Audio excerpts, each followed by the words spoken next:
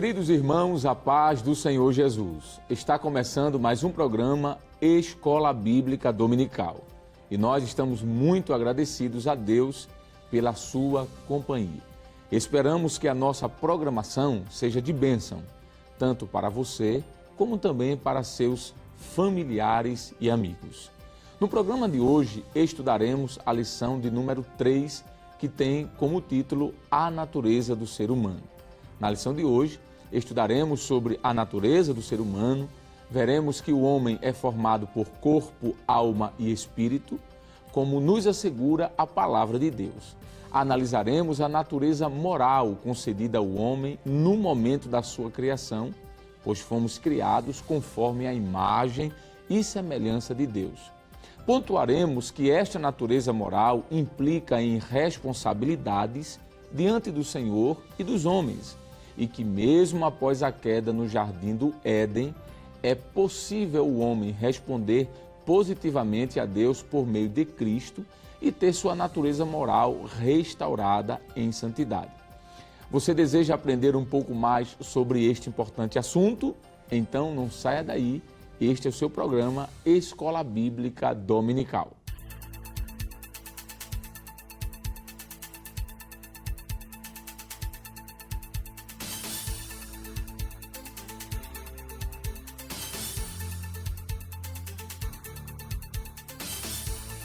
O texto áureo da nossa lição nos diz: "E o mesmo Deus de paz vos santifique em tudo, e todo o vosso espírito e alma e corpo sejam plenamente conservados e irrepreensíveis para a vinda do nosso Senhor Jesus Cristo." 1 Tessalonicenses, capítulo 5, versículo 23. A verdade prática da nossa lição nos diz que nossa tríplice natureza, física, mental e espiritual, deve ser plenamente consagrada a Deus para que o mundo veja em nosso ser a imagem e semelhança do Criador. O objetivo geral da lição é expor que o corpo, a alma e o espírito constituem a natureza do ser humano. Os objetivos específicos da nossa lição são 4. Primeiro, mostrar a complexidade do ser humano. Segundo, elencar as características do corpo humano. Terceiro, destacar a alma como nosso elo com o mundo exterior. Quarto e último, relacionar o espírito com o nosso contato com Deus. A leitura bíblica em classe para a lição de hoje está escrita em Gênesis capítulo 1, versos 26 a 28 e capítulo 2, versículo de número 7. Acompanhe conosco. E disse Deus: façamos o homem à nossa imagem, conforme a nossa semelhança, e domine sobre os peixes do mar, e sobre as aves dos céus, e sobre o gado, e sobre toda a terra, e sobre todo o réptil que se move sobre a terra. E criou Deus o homem à sua imagem, a imagem de Deus o criou, macho e fêmea os criou. E Deus os abençoou, e Deus lhes disse: frutificai e multiplicai-vos, e enchei a terra, e sujeitai-a, e dominai sobre os peixes do mar, e sobre as aves dos céus, e sobre todo o animal que se move sobre a terra. E formou o Senhor Deus o homem do pó da terra, e soprou em seus narizes o fôlego da vida, e o homem foi feito alma vivente. Para comentar a lição de hoje, contamos mais uma vez com a presença do presbítero Jonatas Éder. Pai do Senhor, professor. Pai do Senhor, professor e presbítero Alessandro. Amém. Contamos também mais uma vez com a honrosa participação do auxiliar e professor Jonas Santana. Pai do Senhor, professor. Professor, a paz do Senhor Jesus. Amém. Muito bem, estamos comentando a lição de número 3, que trata sobre a natureza do ser humano. E quando nós vamos estudar um pouco sobre a natureza do ser humano, nós encontramos na Bíblia respaldos para apresentarmos uma constituição tríplice. O homem, ele é constituído de pelo menos 2 substâncias, o que alguns chamam de bipolar. Ele é bipolar. Quais são essas 2 substâncias? Uma substância material, que nós chamamos de corpo, e uma substância imaterial, que nós chamamos de alma e espírito. Então, o homem, ele é bipolar porque ele tanto transita no mundo físico como ele tem acesso ao mundo metafísico, mas ele é tricotômico, porque ele é constituído de corpo, alma e espírito. Dentro da teologia, professor Santana, há uma discussão entre dicotomia, onde coloca-se a alma e o espírito como uma coisa só, e há uma escola de teologia que é a mais adequada, biblicamente falando, que inclusive é a que nós entendemos ser a mais coerente, que entende-se que o espírito e a alma são coisas distintas, porém inseparáveis. E é por isso que chama-se o nome de tricotomia, de três: corpo, alma e espírito. Mas além da dicotomia 2 e de tricotomia 3, ainda há aqueles que defendem o chamado de monismo. É a ideia de que o homem é feito de uma só substância, ou seja, do corpo. Não existe a parte espiritual. Isso alguns advogam até para negar a vida pós-morte. Porque se o homem é feito só de matéria, e quando essa matéria é extinta, essa matéria acaba, não existe necessidade de preocupação com a vida pós-túmulo ou pós-morte. Mas nós sabemos que, biblicamente falando, isso não tem fundamento. Nós veremos isso, que o homem é constituído de corpo, alma e espírito. Mas para começar falando sobre essa tricotomia da constituição do homem, essa natureza tricotômica humana, professor Jonas Santana, o que é que a gente pode falar sobre a primeira parte, que é a parte chamada de corpo? A primeira parte, né? Vamos ter como versículo base, né, que vai ser um versículo que vai transcorrer aqui na nossa discussão, que é a primeira epístola Tessalonicenses, capítulo 5, versículo 23, e Hebreus, capítulo 4, versículo 2. Né? Tessalonicenses, capítulo 5, versículo 23, de início começa a falar que o homem, ali deixa muito claro, o homem é espírito, alma e corpo. Aí sobre essa primeira parte, essa questão do corpo, o que é o corpo? Tanto na língua hebraica quanto na língua grega, né, que na língua hebraica é bassar, e na língua grega significa soma, fala-se na verdade que o corpo é o invólucro da alma, é a bainha da alma, é justamente onde a alma está ali inserida. Estou mencionando alma, mas é bom mencionar, usar a fala do apóstolo São Paulo, que ele diz assim, o homem interior, o que seria o homem exterior? O homem exterior, na verdade, é esse corpo que está aqui, mas o homem interior, ele é formado pela alma e formado pelo espírito, que são distintos, mas são inseparáveis e estão juntos dentro do corpo. Então, o que é o corpo? O corpo é invólucro, o corpo é a casa. O corpo é também chamado de vaso, né? Como está escrito, nós podemos pegar alguns versículos bíblicos, segundo a Epístola aos Coríntios, capítulo 4 e versículo 7, que fala justamente do vaso de barro, onde a excelência está dentro dele. Observe o corpo sendo chamado de vaso, o corpo sendo chamado de casa, o corpo é chamado também de templo ali, e o corpo é a bainha, como nós estamos dizendo. Bainha por quê? Porque o homem interior está lá dentro. Agora, referente ao corpo, o texto bíblico deixa muito claro que ele é importante. Aí nós rejeitamos, né? Isso está na declaração de fé também das Assembleias de Deus, que se rejeita que o corpo como sendo a prisão da alma, que é uma ideia antiga, mas que infelizmente vem sendo propagada. É como se o homem interior estivesse preso, né? Como o corpo fosse uma prisão. E esse corpo tem que ser degradado para existir uma libertação. É como se o corpo fosse inerentemente mal, porque o mal estaria, na verdade, no corpo. Não. O que Deus criou foi bom. A natureza pecaminosa é uma coisa que vem depois.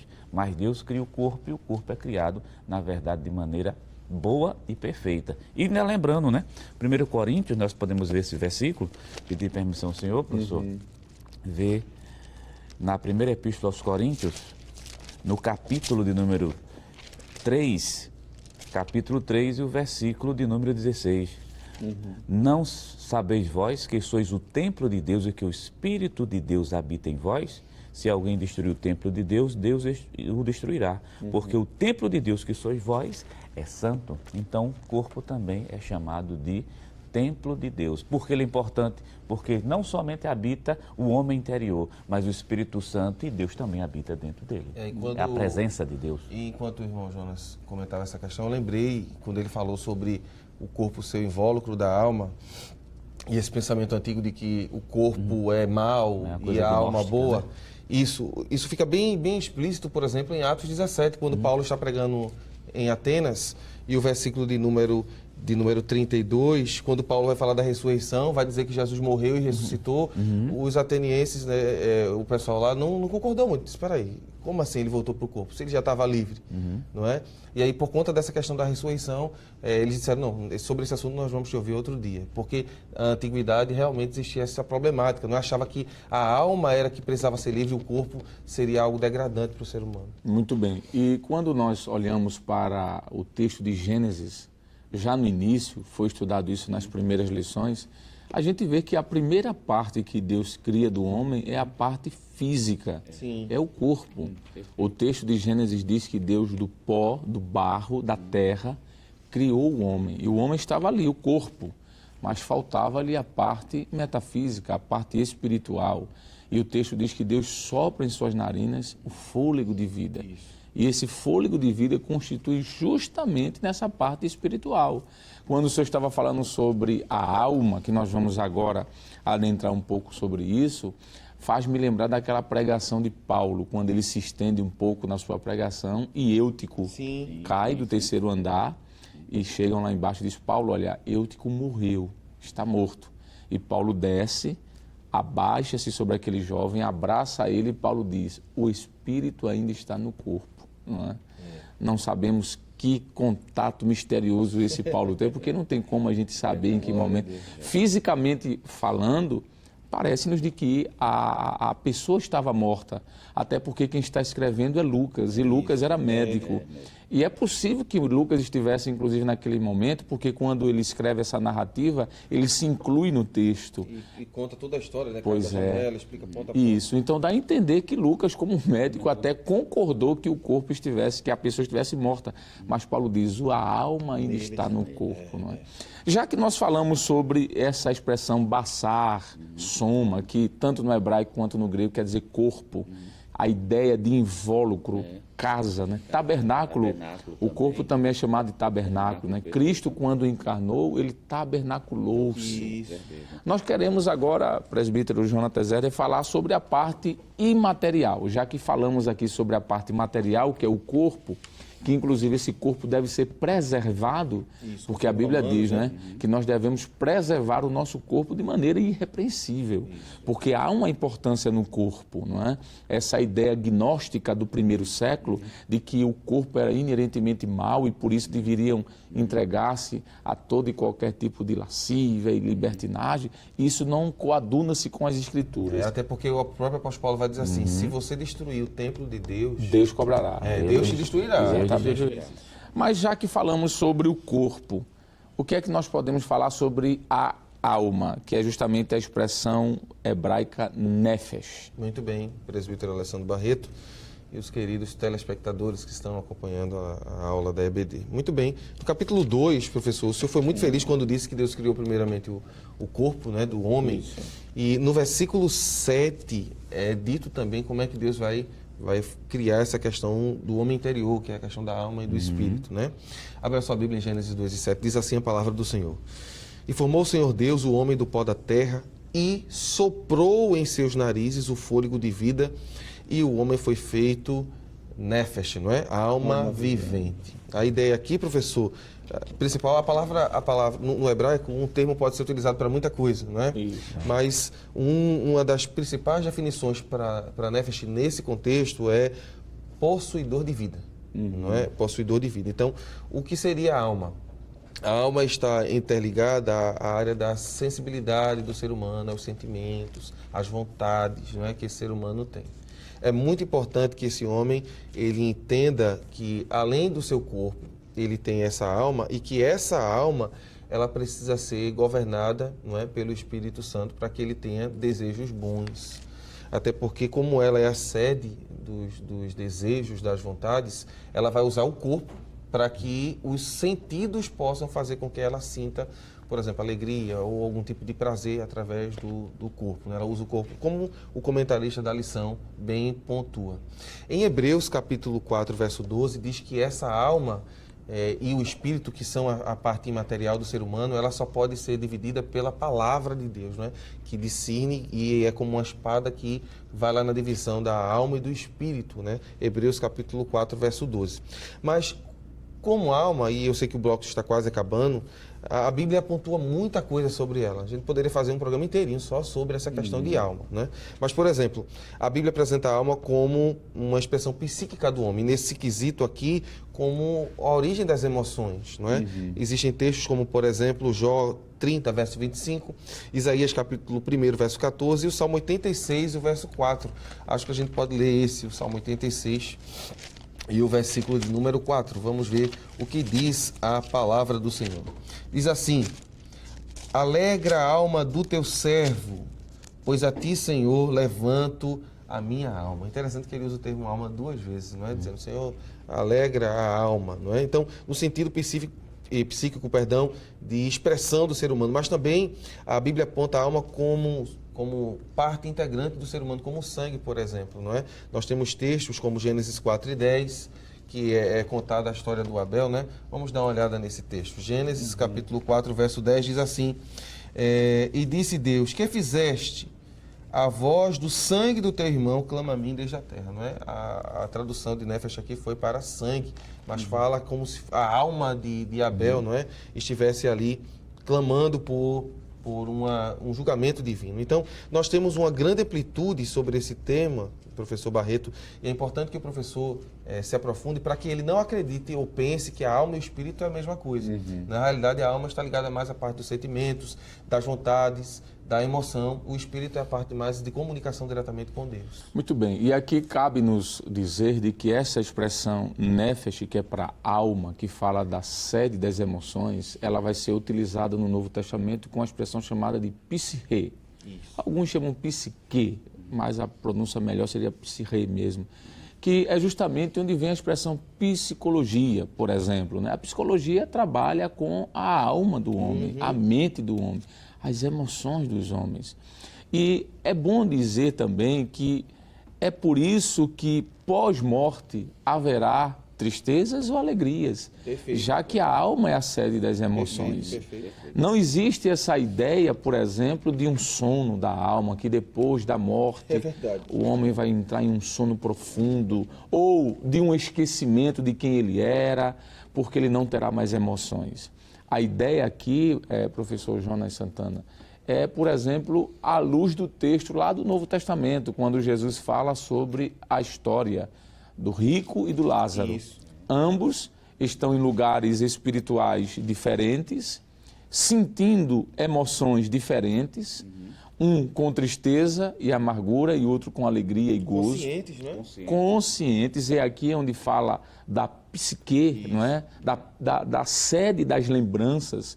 Por isso que em Apocalipse, por exemplo, naquele período chamado de tribulação, onde mártires irão morrer por não negarem a Cristo, isso pós-arrebatamento da igreja, a Bíblia diz que aqueles que morreram estão debaixo do altar de Cristo, conscientes de onde vieram, porque estão ali, estão, claro, felizes, mas estão pedindo justiça, cobrando que o seu sangue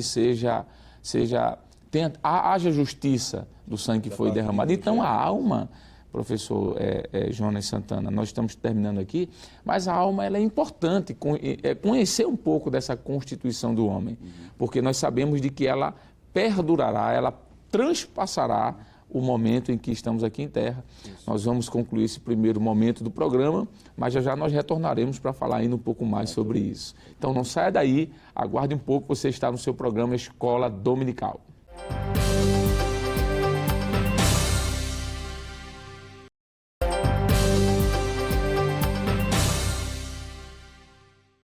Queridos irmãos, estamos de volta no seu programa Escola Bíblica Dominical, hoje estudando a lição de número 3 desse primeiro trimestre do ano de 2020, com o tema A Natureza do Ser Humano. Professor Jonas Santana, nós estamos falando ainda sobre a alma. E no bloco anterior, a gente deu uma rápida pincelada falando sobre a sede das emoções, mostrando a importância dessa parte dessa constituição do ser humano que transpassa, inclusive, a eternidade. podemos dizer então assim que a alma e o espírito, eles são imortais, eles não morrem, porque se alguns acreditam de que pós-morte do corpo essa parte material é aniquilada, será que a gente tem base bíblica para isso? Ou a alma e o espírito, mas vamos nos deter mais a alma, a sede das emoções, ela permanece, ela fica consciente após a morte? Com certeza, ela permanece após a morte. Base bíblica tem suficiente para isso, né? Apocalipse capítulo 6, esse versículo, queria ler com os irmãos que estão nos ouvindo e vendo também, capítulo 6 do livro de Apocalipse, e o versículo número 9, diz o texto sagrado. Capítulo 6 e verso 9 de Apocalipse. E, havendo aberto o quinto selo, vi debaixo do altar as almas dos que foram mortos por amor da palavra de Deus e por amor do testemunho que deram. Versículo 10. E clamavam com grande voz, dizendo: até quando, ó verdadeiro e santo dominador, não julgas e vinga o nosso sangue dos que habitam sobre a terra? É bem interessante mostrar aqui que o termo utilizado é alma mesmo, as almas que vi debaixo do altar. Isso. Então o texto está deixando muito claro aqui que após a morte existe vida consciente. Então aqui já cai por terra a ideia de que existe um sono da alma. Outra coisa também que é mencionada, como o senhor também falou, a questão dos sentimentos. Elas estão lá do outro lado, mas estão clamando por vingança. Por justiça, né? No caso, clamando pela justiça de Deus. Outra coisa que a gente pode tirar desse texto aqui: a alma é eterna? Sim. Aí eu vou me reportar, até pedir permissão aos senhores, porque é muito comum a gente usar termos tanto grego como hebraico, porque a Bíblia foi escrita, na verdade, no Antigo Testamento em hebraico, na sua grande maioria, e o texto grego para o Novo Testamento. Mas a versão latina, as versões latina e a língua latina, tem duas palavras que são bem interessantes sobre essa questão de eternidade da alma, da imortalidade dela. A palavra eterno sempre foi utilizada para Deus, é aquilo que não tem início e não tem fim. Mas a palavra para o homem nunca era a palavra eterno, porque isso é aplicado somente a Deus. Mas a palavra ave eterno foi aplicada ao homem. O que é esse ave eterno?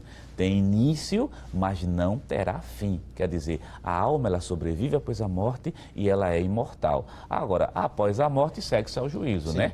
Ou está com Cristo no paraíso celestial, ou condenação eterna. Então, isso a gente pode falar concernente à alma. Eu sei que a palavra alma, sabemos aqui, que ela é polissêmica. O que é essa polissemia? Ela vai criando significado de acordo com o contexto, né? Lá em Êxodo, por exemplo, capítulo 1, versículo 4, só para não errar, só abrir aqui o texto bíblico, que é o capítulo 1 e o versículo de número 5 do livro de Êxodo, diz assim: todas as almas que procederam de Jacó. Interessante que são as pessoas. A palavra alma está sendo utilizada ali para se referir às pessoas, né? O próprio texto bíblico diz assim: a alma que pecar, essa morrerá, e o corpo. Quer dizer, a alma é utilizada como pessoa. Isso. Mas já Apocalipse capítulo 6 e versículo 9 está se falando da parte imaterial do homem. Então, a gente tem alma quanto pessoa, mas a gente tem alma como sendo uma parte imaterial distinta, juntamente com o espírito que forma o homem interior. E ainda falando sobre essa perspectiva, professor Barreto, se eu permitir, Jesus falando em Mateus capítulo 10 e versículo 28, perfeito, quando ele está tendo aquela conversa, não é, com os discípulos, ele diz assim: vocês não precisam temer aqueles que podem matar o corpo, e ele diz enfaticamente: não podem matar a alma. Não podem matar a alma. Aí ele diz assim: temei antes aquele que pode fazer perecer no inferno a alma e o corpo. Porque a gente sabe que no futuro, né, depois do juízo, as almas daqueles que pecaram, viveram longe de Deus, também receberão seu corpo, claro que sem glória, mas receberão seu corpo para sofrer, não é?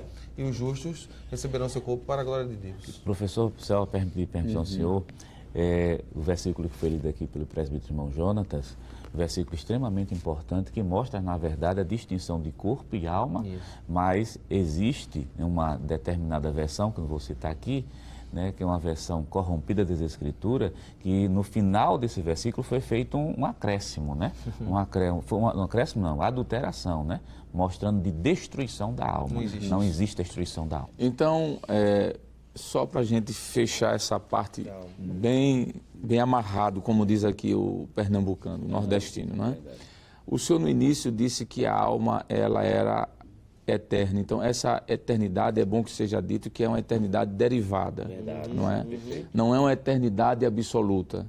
Que alguns teólogos preferem dizer que, no lugar de alma sendo eterna, para não confundir a eternidade absoluta, preferem dizer que a alma ela é imortal, não é?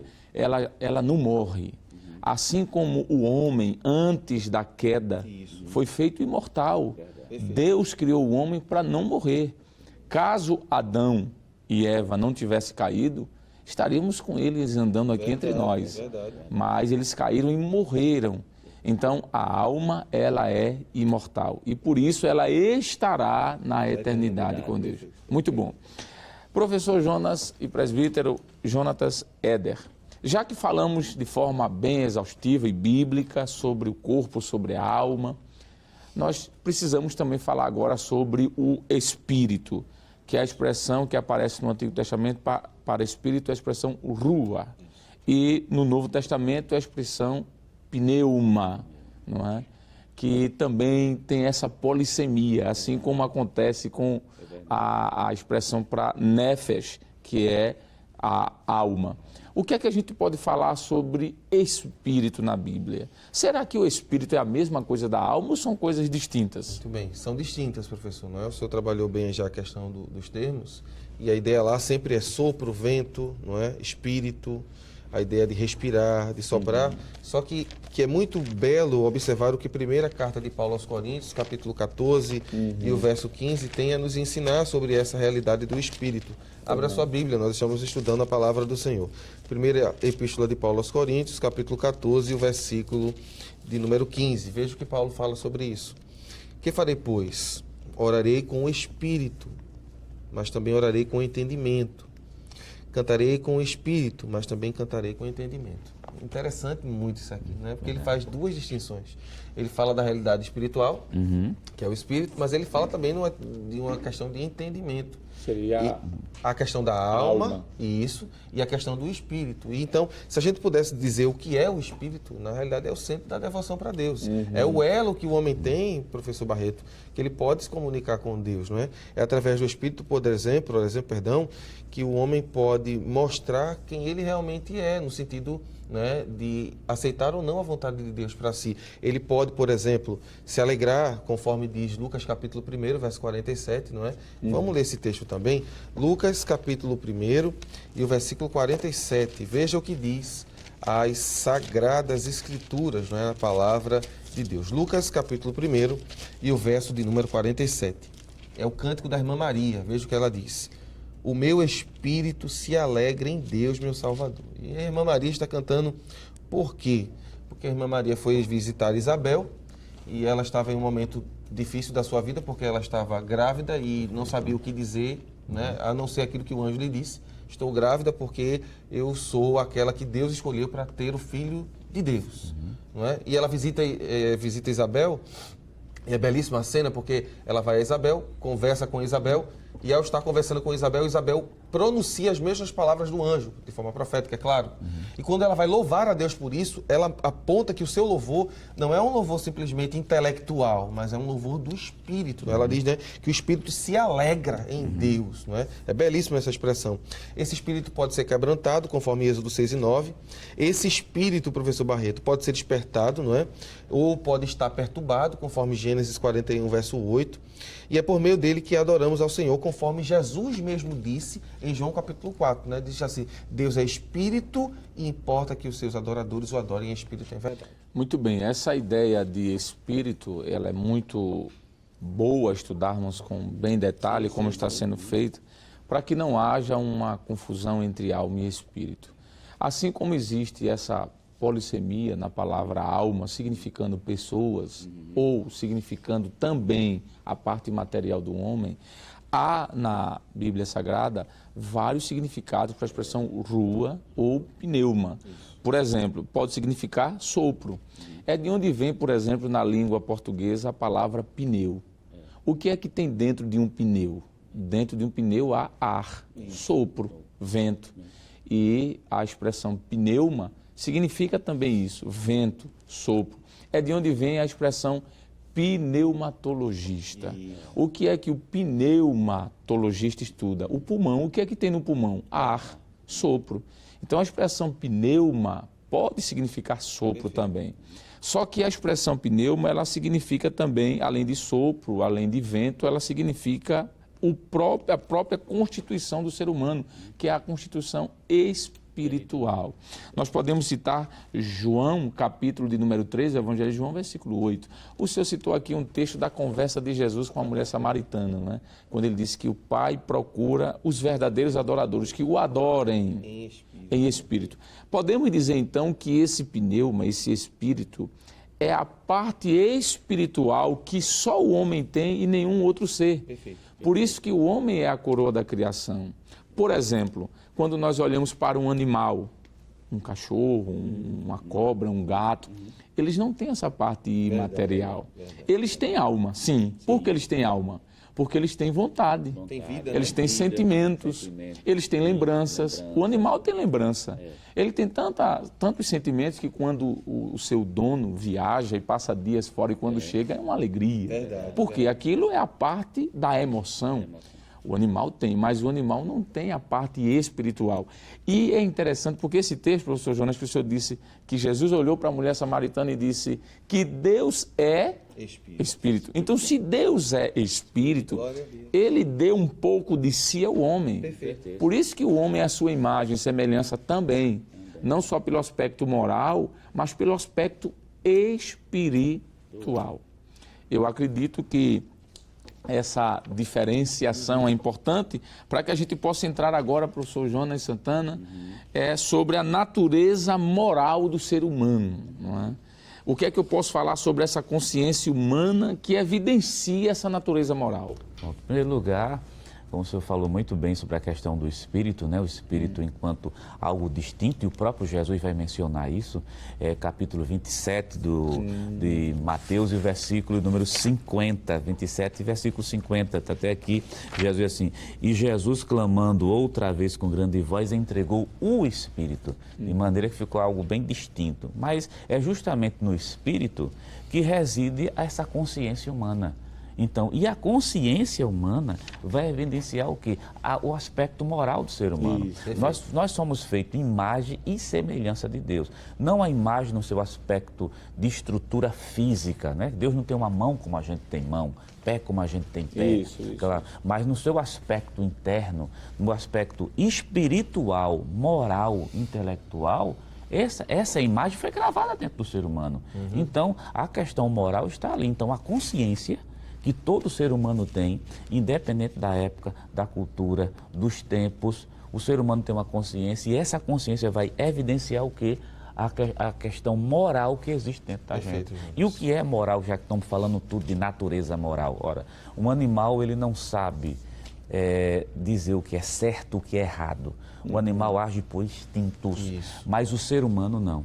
O ser humano pode estabelecer padrões. O ser humano, ele conhece, na verdade, o que é certo, conhece aquilo que é errado. Então, quando a gente está falando de aspecto de natureza moral, está falando que existe um homem que tem capacidade de decidir as coisas e mesmo sabendo que aquilo é errado, ele quer fazer. E é interessante que a gente também pode completar essa ideia do ser humano ser moral, é que às vezes ele escolhe o lugar, por exemplo, escondido para fazer o que é errado. Ele não tem coragem, por exemplo, de fazer as coisas erradas na presença de todos. Então, a moralidade não é simplesmente um ato de, como alguém vai dizer, não é para viver em sociedade. Não, é algo que Deus colocou no ser humano ao ponto de ele ter um vigia. E ele sabe quando ele está acertando ou errando, né? E a presença do Espírito como elemento dentro dessa constituição que nós estamos trabalhando é justamente que mostra a existência da consciência, por isso que o animal ele não tem consciência como o ser humano tem, e a consciência, por sua vez, mostra nada mais, nada menos do que o aspecto moral presente dentro da gente, que já aponta para Gênesis capítulo 1, né? Fomos feitos à imagem e semelhança de Deus. Se Deus é um ser moral, é óbvio que os seres humanos também são seres morais. Há um texto em que fica muito claro essa tríplice divisão da constituição do ser humano. E esse texto está escrito por Paulo em sua carta aos Tessalonicenses, no capítulo 5. Isso, versículo 23, que diz assim: E o mesmo Deus de paz vos santifique em tudo, e todo o vosso espírito e alma e corpo sejam plenamente conservados irrepreensíveis para a vinda de nosso Senhor Jesus Cristo. Então aqui está um texto que deixa muito evidente que alma é uma coisa, espírito é outra e o corpo também. E o que é interessante aqui é que Paulo diz que tanto um quanto o outro devem ser cuidados. Preservados, né? Precisamos ter a consciência de que a nossa parte material, professor Éder, ela precisa também ser mantida irrepreensível. E como é que alguém pode, temos aqui segundos, como é que alguém pode, por exemplo, não permanecer irrepreensível, pura, essa parte material? A beleza do fruto do Espírito, não é? Para a glória de Deus. Eu acho muito interessante o que Paulo, escrevendo à igreja na Galácia, né, vai falar sobre exatamente isso. A atuação do Espírito Santo nesse espírito humano, despertando essa consciência, a gente vai trabalhar esse aspecto mais na frente, mas deixando o homem não com caráter melhor, mas com caráter de Cristo, não é? No sentido de temperança, de todas aquelas... Então, as obras da carne manifestam o homem... a impureza Isso. na parte imaterial e material do homem. Perfeito. E já quando o Espírito é regido pelo Espírito Santo, produzido nele o fruto, essas características passam para o corpo, não é? Para a glória de Deus. Estamos concluindo esse bloco do nosso programa, mas não saia daí, daqui a pouco nós voltamos para o seu programa Escola Bíblica Dominical.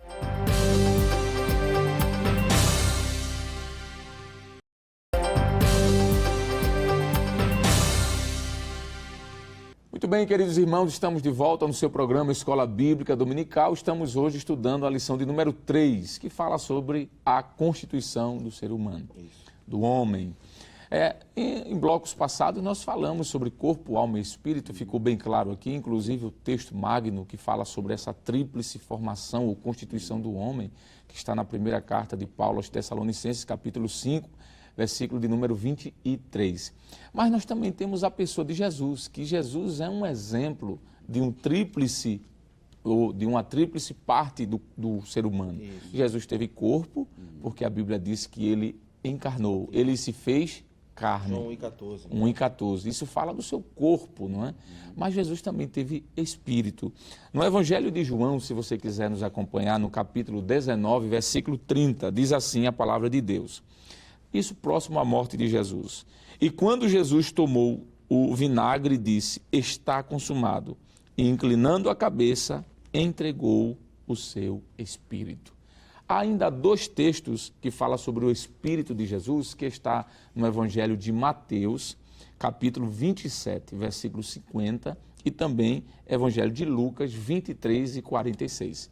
Mas, professor Éder e professor Jonas Santana, existe algum texto, vou começar pelo senhor, professor Éder, existe algum texto, já que nós vimos aqui o corpo de Jesus e o Espírito de Jesus, será que existe algum texto que fale sobre a alma de Jesus? Com certeza, professor e os queridos telespectadores, você pode anotar, por exemplo, Marcos 14, o versículo 34, eu vou ler. Sim. Diz assim a palavra do Senhor, e disse-lhes no caso aos discípulos, a minha alma está profundamente triste até a morte, ficai aqui e vigiai. É aquele momento do convite, né, que Jesus convida os discípulos para orar, e ele diz que a sua alma está profundamente triste. E aí tem tudo a ver com aquilo que nós falamos anteriormente, que a alma é a sede das emoções, não é? Veja que no texto de João, Jesus entrega o Espírito, mas aqui diz que a alma está triste. Existe algum outro texto que fale sobre a alma de Jesus? Tem, professor. Por sinal, Mateus, capítulo 26 e o versículo número 38, que é um versículo que colabora com aquilo que já foi citado pelo presbítero irmão Jonatas. Diz o texto sagrado, Mateus capítulo 26 e versículo 38. Então lhe disse, a minha alma está cheia de tristeza até a morte, ficai aqui e vigiai comigo. Muito bem, então está aqui, Jesus tinha corpo, tinha alma e tinha espírito. A tricotomia perfeita, não tem como negar isso aqui. Nós falamos com o professor Éder, quer dizer, o professor Jonas no último momento, anterior à fala dele agora, sobre essa consciência humana evidenciando essa natureza moral do homem.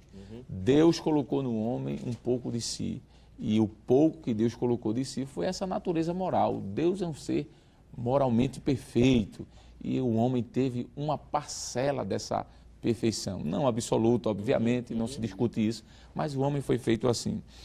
Professor Éder, será que quando nós olhamos para a natureza dos animais, por exemplo, existe alguma diferença entre a natureza do homem e dos animais? Muito bem.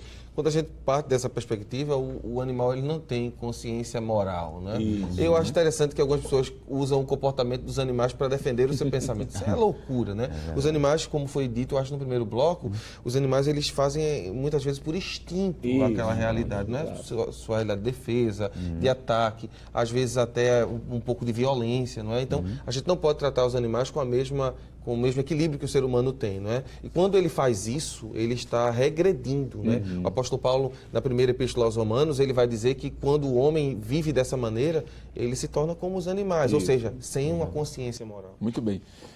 Falando agora um pouco sobre essa natureza do homem, professor Jonas Santana, quer dizer, o homem depois do pecado teve essa constituição, corpo, alma e espírito corrompido. O pecado, quando entrou em cena, ele corrompeu. E esta corrupção, ela foi total no sentido de alcançar essa tríplice parte do homem. Perfeito. Corpo, alma e espírito. Não uma corrupção como um ramo de uma teologia que aí fora defende, de que o homem foi corrompido totalmente e isso ele perdeu a possibilidade de livre escolha, a possibilidade de ir até de escolher ou rejeitar a mensagem do Evangelho. Não é essa corrupção total. Mas o homem foi corrompido no corpo, na alma e no espírito. Isso interfere de alguma forma? O homem, mesmo corrompido, pode responder ao Evangelho? O que é que o senhor pode dizer sobre isso? Com certeza, a queda, né, de Adão, a queda do primeiro casal, que afetou drasticamente a natureza humana, né? Como o senhor bem falou, professor e presbítero, afetou a parte física e a parte material do homem. Emocional. E emocional. Obviamente que quando se refere à natureza moral, ela foi afetada também. Sim. O Efésios capítulo 2, versículo 1, versículo 2, por sinal, mostra claramente isso. O homem está morto em pecados. Insensível, né? Insensível, no caso de insensibilidade. Mas não significa, é bom dizer, de deixar isso bem claro, inatividade. Porque alguns confundem, professor, esse texto de Efésios capítulo 5, o homem está morto, como sem nenhuma atividade, né? Mas não é isso. Esse morto seria separação de Deus. Separação, assim. Espiritual. Espiritual. Não estou dizendo, vou dizer, não, isso não é por ironia para ninguém entender que seja ironia. Porque geralmente se pergunta assim, né? Um morto pode dizer sim ou não, né? Assim, sim, mas o texto é muito. Eu também posso ir na mesma contramão e perguntar assim: um morto pode pecar? Óbvio, porque é dito que você estava morto e continuava pecando. Verdade, né? Perfeito. Um morto pode pecar? É óbvio que não. Mas quando está se falando ali de separação. Isso, mas mesmo separado, existe sim a possibilidade, porque é um ser moral. Vamos trazer como exemplo Romanos, capítulo 2, e o versículo 14 e o versículo 15. Você que é professor da Escola Dominical, nos acompanhe, mostrando que o homem, mesmo estando alienado de Deus, ainda tem esse conhecimento acerca de Deus dentro dele. Romanos capítulo 2, versículo 14 e o versículo 15. Observe bem. Porque quando os gentios que não têm lei fazem naturalmente as coisas que são da lei, não tendo eles lei, para si mesmos são leis, os quais mostram a obra da lei escrita no seu coração, testificando juntamente a sua consciência e os seus pensamentos, quer acusando, quer defendendo. Perfeito. Em outras palavras, mesmo a natureza estando corrompida, que é bom mencionar, que a palavra que está sendo utilizada aqui é corrupção, é mancha na natureza e não destruição. Porque, presbítero irmão Alessandro e irmão Jonatas, se a natureza moral for destruída, se a imagem de Deus no homem for destruída, não existe mais homem, existe somente o animal. É por isso que ele está falando de corrupção, de mancha, de marca, porque se você destrói a imagem de Deus no homem, se destrói a característica moral, o homem foi embora. Ficou, na verdade, o quê? Somente o animal. Então, se existe um ser humano que sabe o que é certo, sabe o que é errado, existe um ser humano que pode responder. Tem a possibilidade de responder positivamente ou negativamente. Perfeito, então, mesmo sendo corrompido, mas a possibilidade, professor, como o senhor perguntou, existe e o texto bíblico mostra isso claramente. Então, o livre-arbítrio do homem, ele permanece mesmo depois da queda, tendo a possibilidade, até porque se Deus não desse livre-arbítrio ao homem, o homem seria um autômato, um robô. Há um texto muito bonito que está no livro de Deuteronômio, capítulo 30, versículo 15, que fala sobre essa questão da livre escolha. Veja o que é que diz. Vê aqui, isso é Deus falando. Hoje te proponho, ou tenho te proposto a vida e o bem, a morte e o mal. Veja o que é que diz o versículo de número 18. Então eu vos declaro hoje que certamente perecereis, e não prolongareis os dias na terra que vais passando o Jordão, para que entrando nela a possuas. Versículo 19. Os céus e a terra tomo hoje por testemunha contra vós, que tenho te proposto a vida e a morte, a bênção e a maldição. Escolhe, pois, a vida, para que vivas tu e tua descendência. Então a escolha está aqui presente.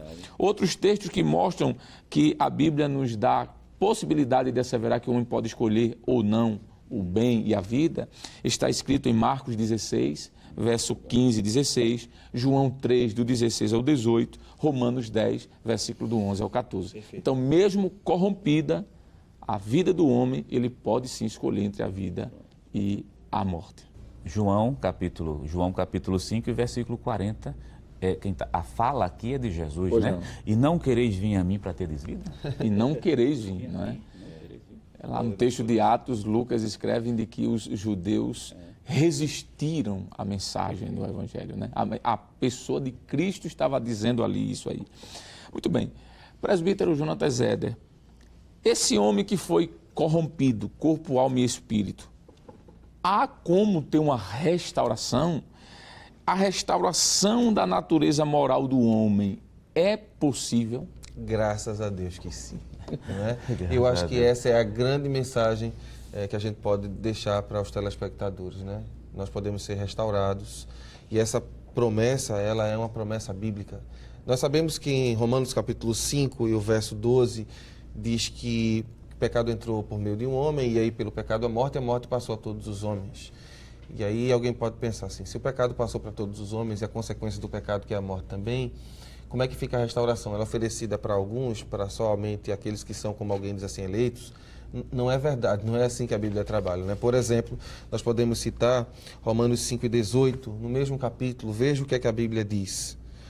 Pois assim como por uma só ofensa veio o juízo sobre todos os homens para condenação, assim também por um só ato de justiça veio a graça sobre todos os homens para a justificação da vida. Então, pelo ato, claro, de Cristo Jesus, todos os homens, professor Barreto, todos, eu quero dizer isso de novo, né? Todos os homens podem ser salvos, não é? Nós podemos ver, por exemplo, essa salvação que é um exercício da misericórdia de Deus para nós, porque nós não somos dignos, isso é bem verdade, mas isso é demonstrado pela misericórdia e o caráter de Deus, por exemplo, Romanos 11, 32, Isaías capítulo 45, 22, Tito 2 e 11, não é? Onde nós vamos ver que a misericórdia de Deus nos alcança. Só que é muito importante também salientar que Deus permitiu que Jesus viesse, mas viesse por todos ao ponto de vir até para que ele pudesse tristemente ser rejeitado. Veja o que diz João 1 e 11. Veio para o que era seu, e aqui está falando da raça humana, né, os seres humanos, mas os seus não receberam. Isso demonstra que a realidade do homem ser restaurado é possível, mas que ele precisa querer também. Então é bom dizermos, a partir dessa fala, de que se eu for alegar, como alguns, de que o pecado atingiu a todos, mas a graça de Deus Salvador é só para alguns, o efeito do pecado é maior do que o efeito da graça. Isso. É uma graça muito barata. Paulo diz que onde habitou o pecado, superabundou a graça. Então, se o pecado alcançou a todos, obviamente que a graça deve e pode alcançar a todos. Professor Jonas Santana, se a restauração é para todos, indistintamente, basta o homem aceitar ou não.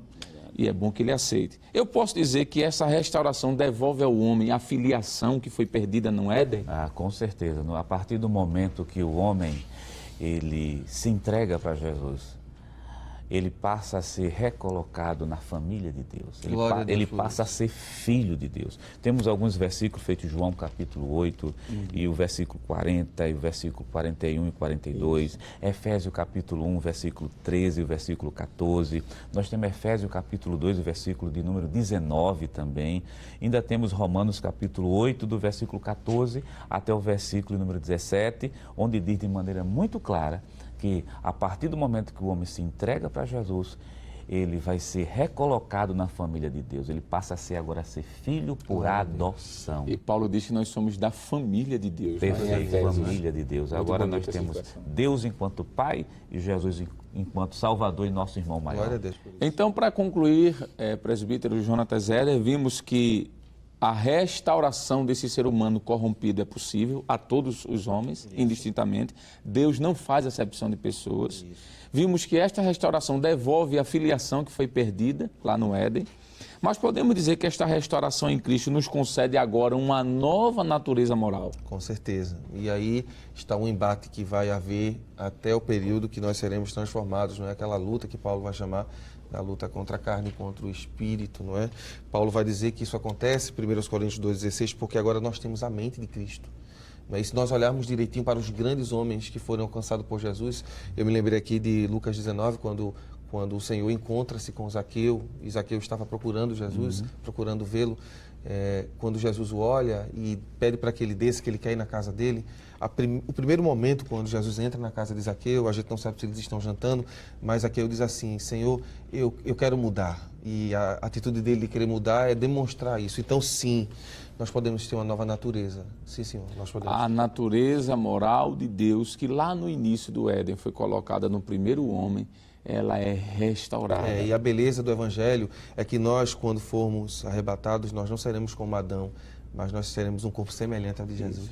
E o que é bonito nisso tudo é saber de que isso é o processo da regeneração. Glória a Deus por Nós isso. somos regenerados. Amém. Deus abençoe, senhores nossos, muito obrigado. Portanto, caro professor e amigo, aprendemos nesta lição que a natureza do ser humano é uma natureza moral, pois fomos criados à imagem e semelhança de Deus. Com o pecado de Adão, o primeiro homem, esta natureza foi corrompida. No entanto, mesmo assim, existe a certeza de que em Cristo o homem caído pode ter restaurada em santidade a sua natureza moral de pecador para justificado. Bem, queridos e amados irmãos, chegamos ao final de mais um programa e chegou o momento agora de, como sempre, orarmos agradecendo a Deus, o que faremos com o presbítero Jonatas Éder. Amém. Vamos orar? Convido você também a estar orando. Pai, em nome de Jesus, nós queremos te agradecer por esta oportunidade tão abençoada de poder estudar sobre a nossa natureza, a natureza que nos fizestes, corpo, alma e espírito.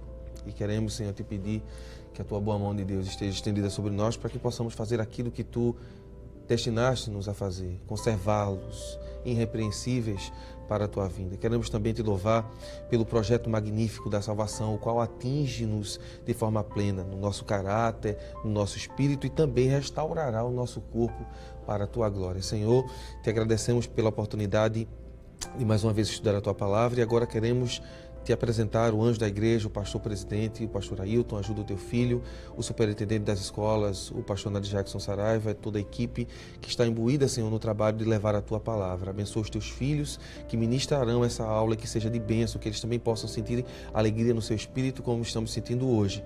Nós te louvamos por essa oportunidade, em nome de Jesus. Amém. Chegamos ao final de mais um programa. Hoje estudamos a terceira lição com o tema A Natureza do Ser Humano. Na próxima semana veremos a quarta lição, que tem por título Os Atributos do Ser Humano. O programa Escola Bíblica Dominical vai ao ar na TV toda sexta e sábado às 22 horas e aos domingos às 7h30 da manhã e também está disponível em nosso canal no YouTube, Rede Brasil Oficial. Obrigado por sua honrosa audiência e até o próximo programa, se Deus quiser.